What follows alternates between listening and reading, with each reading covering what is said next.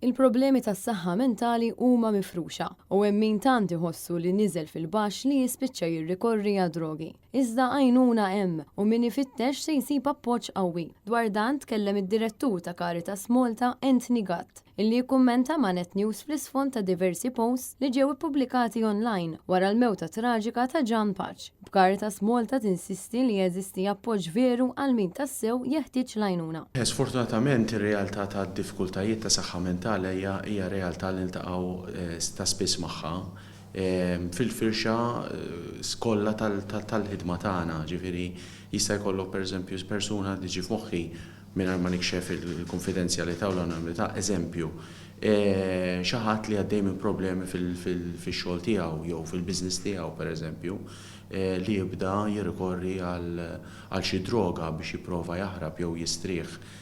Persuni li forsi għaddejjin minn problemi ta' relazzjoni u jew għaddew minn separazzjoni u ma jafux fejn jisu jabdu jagħtu rashom. Kundizzjonijiet bħad depressjoni u l-ansjetà li saru qisu aħna jdullu l-common cold fis-saħħa mentali, ġifieri realtà li tolqot sfortunatament ħafna nies fetajiet varji. Caritas Malta hija istituzzjoni li toffri firxa wiesa ta' servizzi, mhux biss għal dawk li għandhom il-vizzju ta' droga, imma wkoll servizzi fejn tidħol is-saħħa mentali. Bid-direttur tal-Caritas jispjega kemm huwa komuni li l-irġiel isibuha ferm aktar diffiċli sabiex jieħdu dan il-pass u jfittxu l-għajnuna. Ġifieri jiena kont nitkellem ma' tabib ukoll qalli fis-saħħa fiżika għal l-irġiel idumu ma jiġu u ma jgħidulek x'qed iħossu.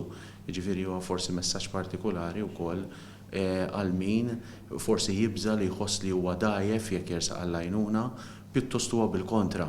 Għax il-verità hija li mis-sema l-isfel kulħadd ħajiltaqa' ma' xi saram. Anthony Gatt kellimna dwar uħud mis-servizzi li toffri l-Caritas. Il-Caritas forsi entitajiet oħra toffri varjetà ta' servizzi li huma aċċessibbli ħafna.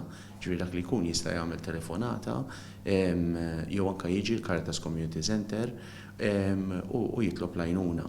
Per eżempju, forsi l-Caritas magħrufa ħafna fil-qasam ta' droga, però għandna wkoll numru ta' gruppi ta' appoġġ soċjali, bħal pereżempju l-Emotional Wellbeing Support Group, il-Thursday Club li huwa wkoll immirat partikolarment daw iż-żewġ gruppi għal persuni għandhom diffikultajiet ta' saħħa mentali biex ma nsemmix il-gruppi ta' appoġġ għal min għaddej minn separazzjoni, jew minn romol, jew minn qed iħossu waħdu, jew minn għaddej minn xi ċirkustanza ta' gambling jew użura.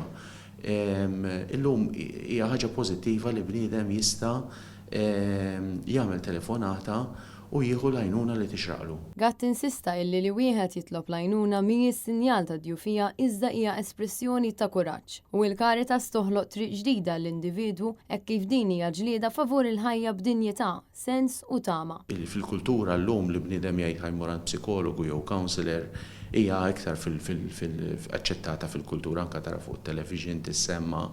Mhux qed ngħid li m'hawn l-ebda stigma, ġifieri forsi l-biża ta' dak li jkun li jmur għand psikjatra pereżempju jew jgħid għax jiena m'għandix bżonn mediċina jew rrid ngħaddi bla mediċina, ġifieri llum hawn mediċina li hija tajnuna ħafna b'ħafna inqas side effects milli kien ikollha qabel. Ġifieri jiena kelli nies li ltqajt magħhom anke bħala psikologu li l-counselling waħdu ma ħadimx, il-mediċina waħda ma ħadmitx, imma l-counselling u l-mediċina flimkien għamlu differenza kbira pereżempju. Hawn min ikollu bżonn counselling biss jew hawn min il-mediċina tkun biżżejjed għalih. Importanti dak li jkun jibda minn x'imkien. L-aħħar messaġġ ta' Anthony Gatt ikun dwar l-importanza li wieħed jieħu l-ewwel pass u ma jħossu qatt waħdu u jekk int individwu li għaddej minn żmien diffiċli tiddejjaqx issejjaħ għall-għajnuna għaliex il-Caritas fost entitajiet varji jinstabu bil-bieb miftuħ sabiex jagħtuk l-ewwel għajnuna.